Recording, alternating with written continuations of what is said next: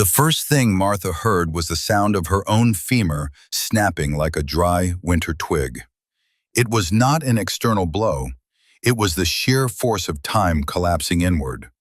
A decade of cellular decay compressed into the space of a single heartbeat. She screamed, but the sound that escaped her throat was no longer the vibrant soprano of a 30-year-old woman. It was a thin, whistling rasp, the voice of a ghost trapped in a body of melting wax. She lay on the cold floorboards of the nursery, watching in a dazed, agonizing stupor as the skin on the back of her hands shriveled, turning the color of old tea and mapping out a geography of blue, bulging veins. 10 years. She had just paid 10 years for a single breath of her son's life. Across the room, the heavy, metallic scent of sickness, the smell of rotting lungs and failed prayers, evaporated. Julian, who only seconds ago had been a 12-year-old boy gasping his final, bloody breaths, began to shrink. It was a silent, fluid motion, as if he were being folded back into himself by invisible hands. His elongated, fever-thinned limbs shortened and rounded. The sharp, skeletal protrusions of his ribs softened into the healthy, padded curves of a toddler. Martha dragged her newly heavy, aching body toward the bed. Every movement was a negotiation with pain. Her knees, now stiff with the onset of a sudden, cruel arthritis, protested with every inch she gained. When she finally reached the edge of the mattress and pulled herself up, she did not find a dying boy. She found a 2-year-old child with skin as clear as a fresh-cut apple, sleeping with the profound, heavy peace of the truly healthy. She reached out to touch him, her fingers gnarled and trembling. This was the bargain. The obsidian vial sat on the nightstand, its dark surface swirling with a violet nebula. It had promised a cure, but it had delivered a regression. For every 10 years she surrendered to the grave, Julian would move 10 years away from the moment of his death. She was no longer just his mother. She was his hourglass, her very marrow the sand pouring through the neck. By the second night, the desperation had become a hunger. Martha looked in the mirror and saw a 40-year-old woman whose eyes were wide with a terrifying, manic joy. The silver in her hair was no longer a few stray strands. It was a tide. She looked at Julian, who was now a vibrant, babbling toddler, and she felt the shadow of his former illness lurking in the corners of the room. It was not enough. What if the sickness returned? What if 10 years was not a safe enough distance from the grave? She took the second dose. The transformation this time was a slow burn, a fever that cooked her from the inside out. She felt her teeth loosen in her gums. She felt the light in the room grow dim as her retinas thinned. When the sun rose on the third day, Martha was 50 years old. She walked with a cane, her breath coming in short, labored puffs. Julian was no longer walking. He was a 6-month-old infant, swaddled in silk, his eyes searching the air for a mother who now looked more like a grandmother. The house grew silent, save for the ticking of the grandfather clock in the hall, which now sounded like a hammer striking an anvil. Martha spent the hours in a daze of exhaustion. Feeding a 6-month-old required a dexterity her hands no longer possessed. She dropped bottles. She stumbled over rugs. She was trading her ability to protect him for the very life she was trying to save. By the 4th day, the world had become a blur of gray shapes and muffled sounds. Martha sat in the velvet armchair, her spine curved like a question mark. She was 60. Her hair was a wispy halo of white, and her heart felt like a bird trapped in a cage of rusted wire, fluttering erratically, skipping beats as if it were trying to remember how to live. She looked at the cradle. Julian was a newborn. He was so small he seemed almost translucent, a tiny, pulsing heart wrapped in skin. He was perfect. He was a beginning, but Martha was nearing an end. She realized with a jolt of ice-cold terror that she had miscalculated the math of the soul. She had thought of this as a sacrifice, a gift. But as she watched the violet smoke in the vial begin to glow with a predatory light, she realized the vial was not a tool. It was a parasite. The sickness she had tried to flee, Julian's consumption, had not just vanished. It had been the bait. The entity that had sent the courier did not want a child's soul. A child's soul is a small, flickering thing. It wanted the concentrated, distilled essence of a mother's life, fueled by the most potent energy in the universe, the willingness to die for another. On the fifth night, she could barely lift the vial. Her arm felt as heavy as a lead pipe. She was 70. Her skin was like parchment, so thin that a stray thought might tear it. She looked at the cradle, expecting to see a smaller baby, perhaps a premature spark of life. The cradle was empty. Martha's heart stopped for a full 3 seconds. She collapsed to her knees, the sound of her joints grinding like stones in a mill. She clawed at the blankets, her dim eyes weeping tears that felt like acid. "Julian?" She tried to call, but her voice was a ghost of a whisper, a dry rattle in a hollow throat. She found him on the floor, but he was not a baby. He was a sphere of pure, blinding light, no larger than a grapefruit. He was the essence of a human before the world touches it. He was potential. He was the before. And then the door to the nursery creaked open. A man stepped inside. He was tall, dressed in a suit of such deep charcoal it seemed to drink the light of the candles. He was young, perhaps 30, with vibrant auburn hair and eyes the color of a summer sky. He walked with a graceful, predatory ease. He did not look at the sphere of light on the floor. He looked at Martha, the crumpled, 80-year-old husk of a woman shivering in the shadows. He knelt beside her, and the scent of sea salt and lightning, the same scent as the liquid in the vial, filled her nostrils. He reached out and touched her withered cheek with a hand that was smooth, strong, and terrifyingly familiar. "Thank you, Mother," he whispered. Martha's eyes widened. She recognized the shape of his jaw. She recognized the tilt of his head. This was Julian. But it was not the Julian she had saved. It was a man who had never been sick, a man who had grown up in the seconds she had spent dying. "The deal," he said, his voice a rich, dark baritone, "was never about health. It was about harvest. You gave me your years, Martha, not to make me young, but to make me again." He stood up, and as he did, the sphere of light on the floor flickered and went out. The baby was gone. The boy was gone. There was only this stranger, fueled by her blood, wearing her youth like a stolen coat. He looked at the obsidian vial, now empty and dull. "You wanted me to live," he said, a cruel, beautiful smile stretching across his face. "And I shall. For a very, very long time. While you spend the next hour learning what it feels like to be a century old." He turned and walked toward the door, his footsteps firm and echoing. Martha tried to reach for him, to scream, to curse the things she had created, but her muscles had finally turned to stone. She was 80, then 90, then 100. The last thing she saw before her vision failed completely was the stranger pausing at the doorway, checking his reflection in the mirror, and adjusting his tie with her own steady, 30-year-old hands. The stranger paused at the threshold, his silhouette carving a hole in the dim light of the hallway. Martha lay on the floor, her consciousness a flickering candle in a wind tunnel. She was no longer a woman. She was a collection of echoes. Her mind, once a library of memories, was being purged.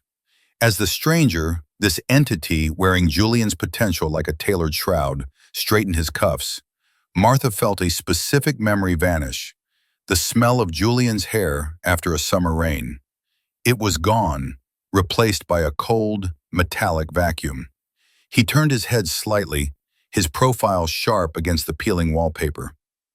"I can feel your confusion," he said, and his voice vibrated through the floorboards directly into her brittle bones. You think I am a thief, but a thief takes without permission. You signed the ledger with every swallow of that violet salt. You did not just want him healthy, you wanted him perfect. And perfection is a hungry God. He walked back toward her, his movements fluid, devoid of the friction that governed human anatomy.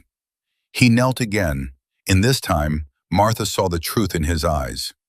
They were not just blue, they were a shifting mosaic of every hour she had surrendered. She saw her 24th birthday in the iris. She saw the morning of her wedding in the pupil. He was a living gallery of her stolen time. Do you know what happens to the energy of a life when it is reversed? He asked, tilting his head with a curiosity that felt rehearsed. It does not just dissipate, it compresses. You push the boy back into the womb, back into the seed, back into the void. But the life force had to go somewhere. It flowed through the vial, through the contract, and into the one who holds the debt. I am the collector, Martha. I am the personification of the interest on your loan. He reached out and picked up the empty obsidian vial. With a flick of his wrist, he shattered it against the floor. The shards did not fall. They evaporated into a fine, black mist that he inhaled with a shudder of ecstasy. I was a shadow in the corner of your son's sick room, he continued. I was the cold spot in the air that the doctors could not explain. I was the consumption itself. I did not want his soul, too thin, too frail. I wanted the mother's resolve. I wanted the decade by. Because only a mother will give up 60 years in 5 days without asking for a receipt. Martha tried to move her fingers, to claw at the expensive fabric of his trousers, but she was a prisoner in a tomb of her own flesh. She was 105 years old now.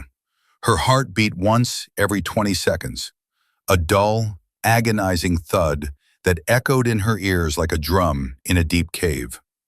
The collector stood and began to pace the nursery, his boots clicking with a rhythmic, taunting precision. He began to describe the world he would inhabit with her years. He spoke of the cities he would see with her eyes, the music he would hear with her ears, and the lovers he would touch with the hands she had traded for a ghost. It is a beautiful irony, isn't not it? He mused, stopping by the empty cradle.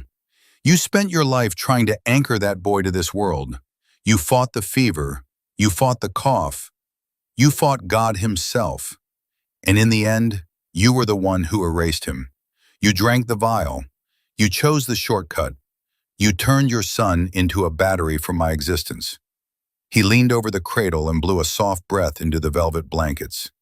A frost crawled across the fabric, white and crystalline. The boy is nowhere, Martha. He is not in heaven, and he is not in the ground. He is the space between the seconds. He is the silence after a scream. He is the zero in the equation. You traded a dying son for a non-existent one, and you gave the difference to me. Martha felt another memory slip away, the sound of her own name. She no longer knew who she was, only that she was cold, and that the man in the room was a sun that offered no warmth. The darkness began to creep in from the edges of her vision, not as a shadow, but as a total absence of light. Wait, the collector said, his voice dropping to a whisper.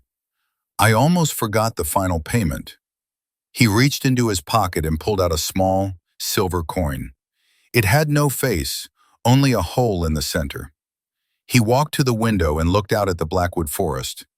The sun was beginning to rise, but it was a black sun, a disk of obsidian hanging in a bruised purple sky. The contract specifies a final act of witness, he said. You must see what you have built before you are allowed to cease. He snapped his fingers. The walls of the nursery began to dissolve. The manor, the forest, the cold winter air, everything melted away like wax near a flame. Martha felt herself suspended in a gray, featureless expanse. Beside her, the collector stood tall and radiant, his skin glowing with the stolen vitality of her youth. "Look, Martha, look at the legacy of your love." In the gray void, thousands of cradles began to appear, stretching out to the horizon in every direction. And beside every cradle stood a woman, withered, bent, and translucent, reaching out for a child that was not there. And among them walked men and women like the collector, beautiful, young, and vibrant, harvesting the remaining seconds of the mother's lives like wheat in a field. "You were not the first, and you would not be the last," the collector said, his voice echoing across the wasteland of empty cradles. "Love is the most efficient fuel in the cosmos. It is the only thing people will pay for with their very being without checking the price tag. We have been running this engine for millennia." Martha tried to weep, but her tear ducts had long since turned to dust. She was 110. Her mind was a white room with no doors. The silence that followed the collector's revelation was not an absence of sound, but a heavy, pressurized weight that pushed against Martha's eardrums until they throbbed with the rhythm of her failing heart.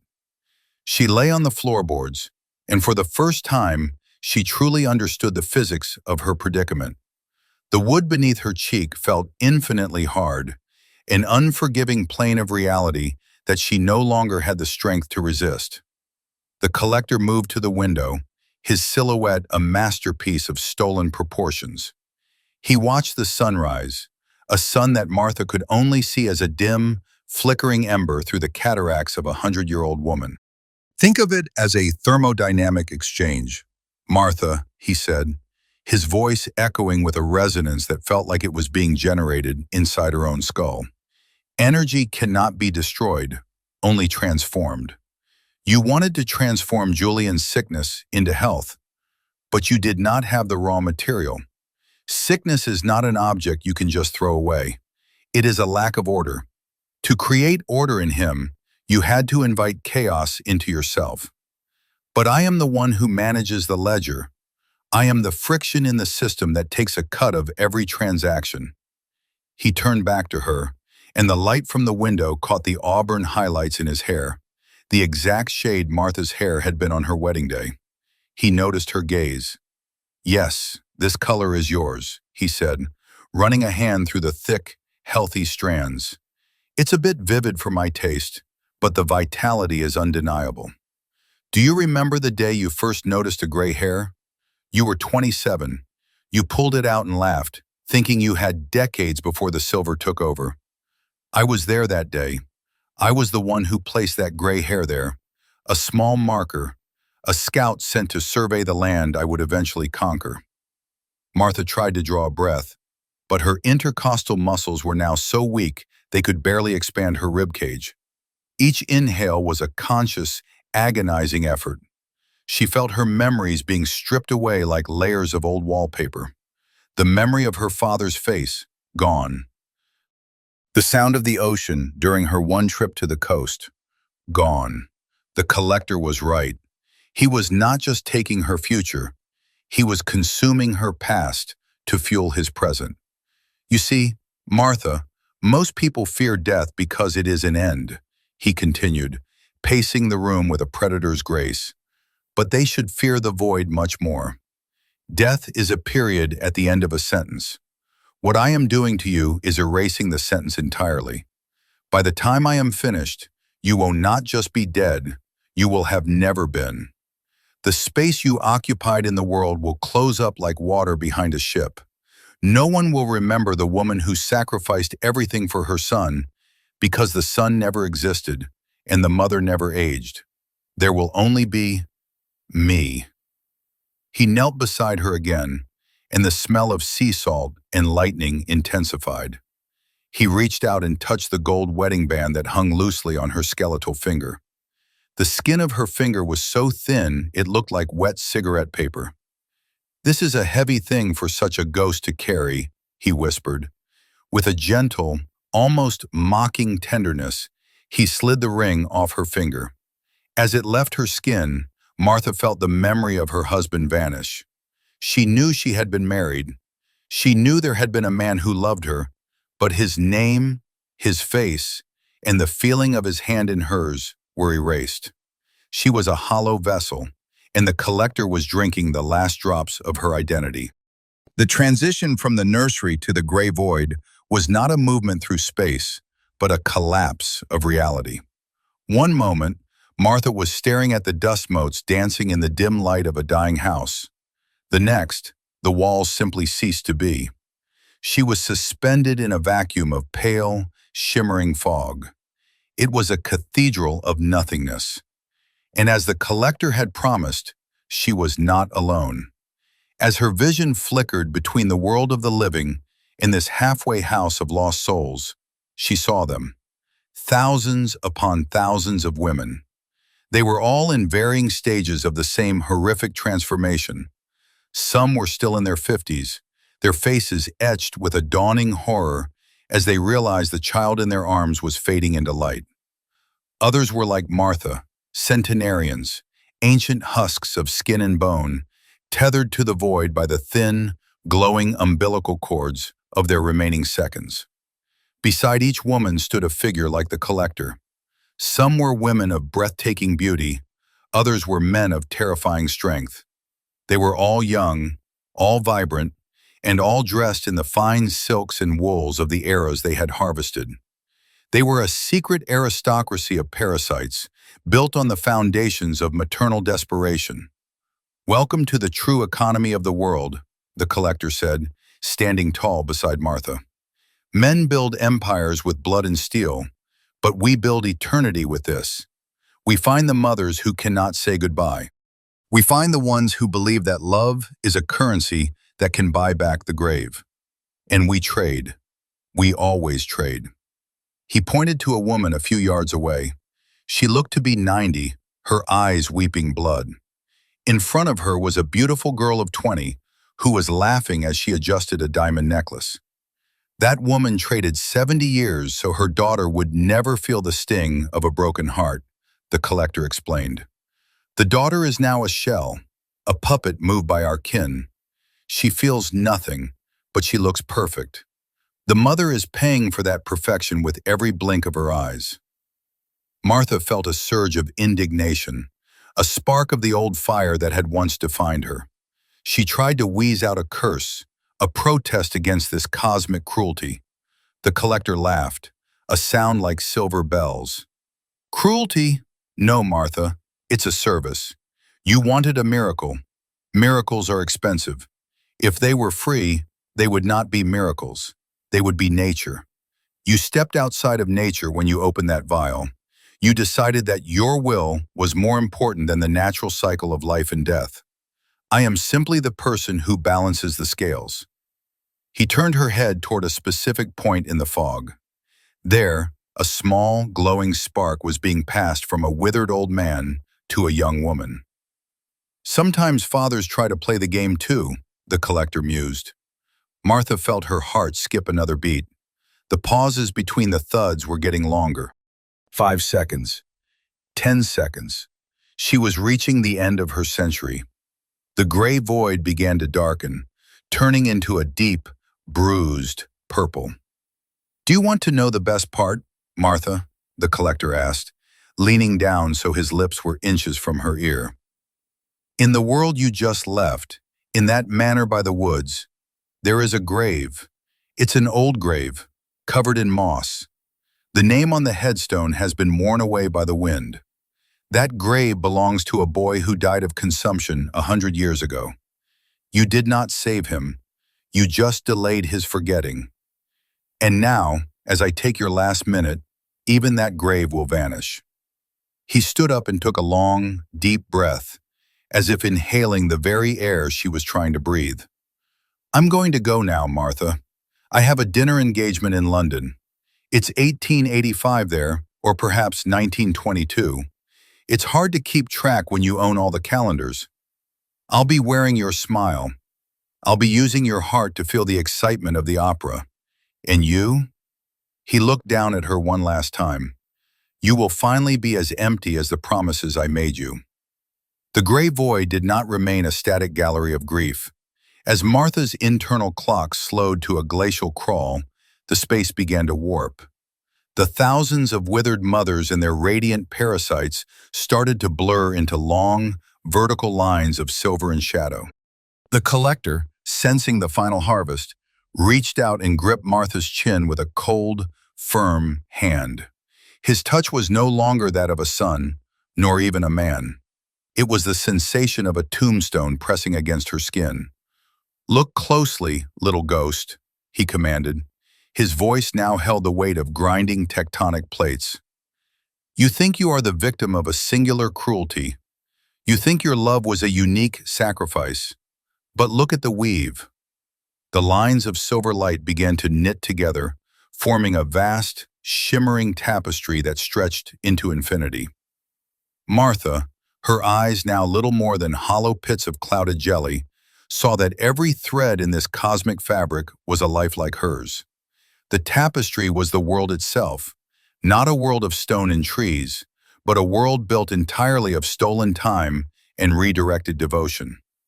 The cities she had known, the history books she had read, the very progress of humanity was nothing more than the redirected vitality of those who had loved too much.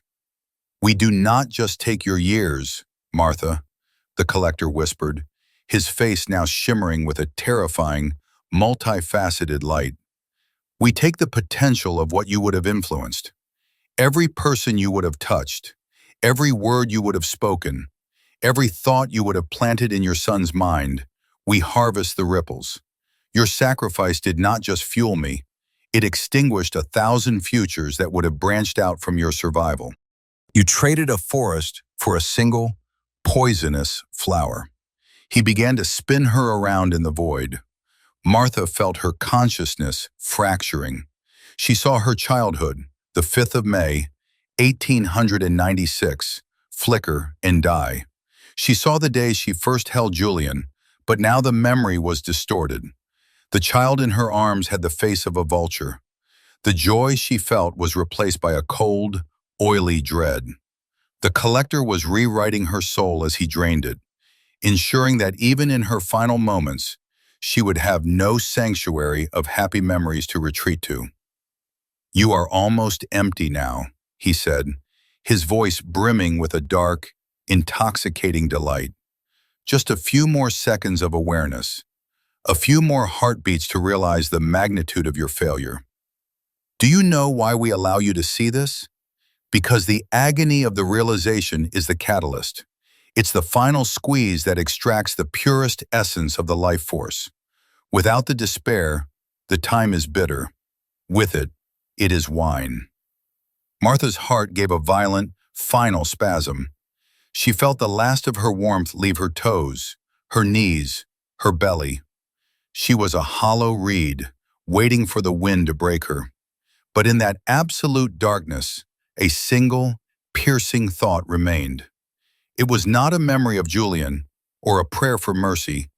It was a realization of the collector's own hunger. He was not a god. He was a glutton.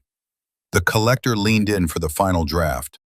He opened his mouth, and a vacuum began to pull at the very center of Martha's being. He expected the sweet, heavy nectar of total despair.